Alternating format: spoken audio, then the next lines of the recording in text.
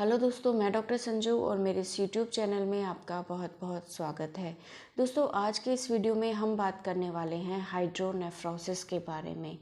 Hydronephrosis एक kidney से related problem होती है जो कि बहुत ही ज़्यादा कॉमन होती है किसी भी तरह की यूरिन से रिलेटेड प्रॉब्लम के केसेस में। अगर किसी को किडनी से रिलेटेड कोई भी प्रॉब्लम है, अगर किडनी स्टोन की प्रॉब्लम है या उनको बार बार किसी तरह का इन्फेक्शन हो रहा है, तो ऐसे लोग जब अपना अल्ट्रासाउंड कराते हैं तो इसमें ये एक बहुत ही कॉमन फाइंडिंग होती है हाइड्रोनेफ्रोसिस की, जो ज़्यादातर पेशेंट्स में दिखाई देती है। हाइड्रोनेफ्रोसिस का मतलब होता है किडनी के अंदर सूजन आ जाना, स्वेलिंग आ जाना। तो आज हम इसी टॉपिक के बारे में बात करने वाले हैं कि ये हाइड्रोनेफ्रोसिस की प्रॉब्लम होती क्या है और किन कारणों की वजह से होती है। बट वीडियो शुरू करने से पहले अगर आपने मेरे इस चैनल को सब्सक्राइब नहीं किया है तो इसे सब्सक्राइब ज़रूर कर ले, ताकि मैं जो भी वीडियो बनाऊं उससे रिलेटेड इन्फॉर्मेशन आप तक पहुंचती रहे। तो दोस्तों, हाइड्रोनेफ्रोसिस का मतलब होता है किडनी या गुर्दे के अंदर सूजन आ जाना, स्वेलिंग आ जाना।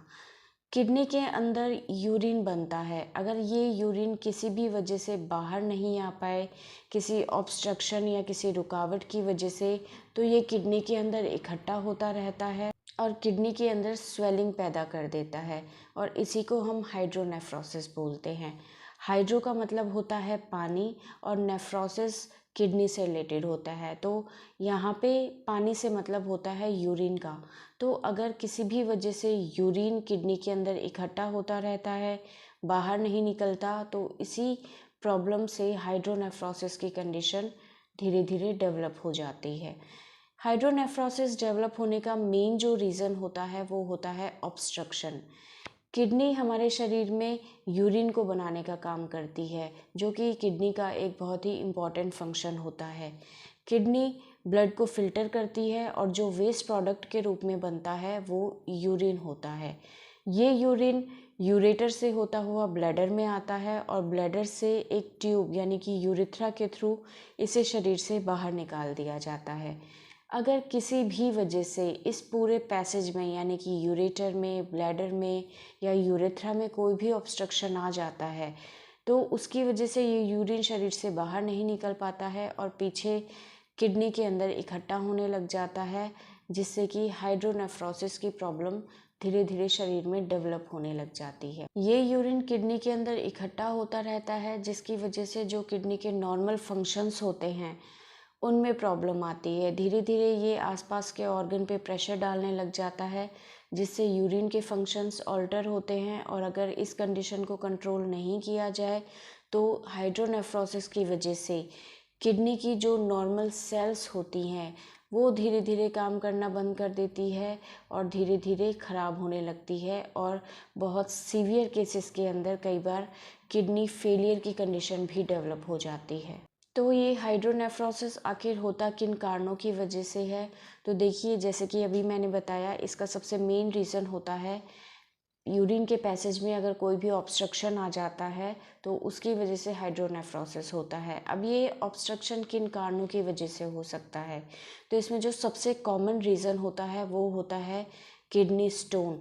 ये स्टोन पेल्विस में हो सकता है, यूरेटर में हो सकता है, यूरेथ्रा में हो सकता है। दूसरा, अगर किसी को क्रॉनिक इन्फेक्शन है यूरेथ्रा का, ब्लैडर का, तो उसकी वजह से भी अंदर स्वेलिंग आने लग जाती है, जिसकी वजह से यूरिन पूरी तरह बाहर नहीं निकल पाता है और ये एक तरह का ऑब्स्ट्रक्शन कर देता है यूरिन के फ्लो में। इसके अलावा अगर कंजेनाइटल कोई डिफेक्ट है पेल्विस वाले एरिया में या फिर यूरेटर में, अगर किसी तरह का बाय बर्थ कोई डिफेक्ट है, कोई स्ट्रक्चर बना हुआ है, कोई रुकावट बनी हुई है, या फिर पेल्विक यूरेटर जंक्शन पे कोई अगर प्रॉब्लम है, या फिर जहाँ पे यूरेटर ब्लैडर के अंदर खुल रहा है उस वॉल में कोई प्रॉब्लम है, तो इन कारणों की वजह से भी यूरिन का ऑब्स्ट्रक्शन हो जाता है, जिसकी वजह से हाइड्रोनेफ्रोसिस की कंडीशन पेशेंट के अंदर डेवलप हो सकती है। इसके अलावा अगर किसी तरह का कोई स्ट्रक्चर बन जाता है यूरेटर में या फिर यूरेथ्रा में, किसी प्रीवियस सर्जरी की वजह से या किसी इन्फेक्शन की वजह से या स्टोन की वजह से, तो उसकी वजह से भी हमें हाइड्रोनेफ्रोसिस हो सकता है। इसके अलावा अगर किसी तरह का कोई कैंसर है, चाहे वो ब्लैडर का हो, किडनी का हो या किसी भी यूरिनरी ट्रैक्ट के किसी भी पार्ट का हो, तो उसकी वजह से भी यूरिन के अंदर रुकावट आ सकती है और हाइड्रोनेफ्रोसिस हो सकता है। इसके अलावा फीमेल्स के अंदर प्रेगनेंसी के दौरान भी ये प्रॉब्लम दिखाई दे सकती है, क्योंकि जो यूट्रस होता है वो यूरेथ्रा के ऊपर प्रेशर डालता है, यूरेटर के ऊपर प्रेशर डालता है, जिसकी वजह से यूरिन जो होता है वो पूरी तरह से बाहर नहीं निकल पाता है और हाइड्रोनेफ्रोसिस की प्रॉब्लम आपको हो सकती है। मेल्स के अंदर प्रोस्टेट अगर एनलार्ज है किसी भी वजह से, तो उसकी वजह से यूरेथ्रा के ऊपर प्रेशर पड़ता है, जिसकी वजह से यूरिन बाहर नहीं निकल पाता और इसकी वजह से हाइड्रोनेफ्रोसिस डेवलप हो सकता है।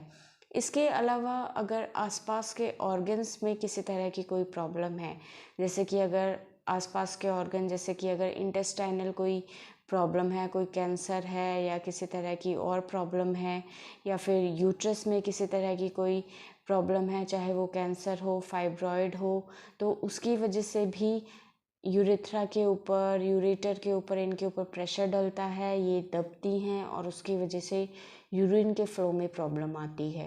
तो दोस्तों, ये कुछ कारण हैं जिनकी वजह से आपको हाइड्रोनेफ्रोसिस की प्रॉब्लम डेवलप हो सकती है। अब बात करते हैं हाइड्रोनेफ्रोसिस के सिम्टम्स के बारे में।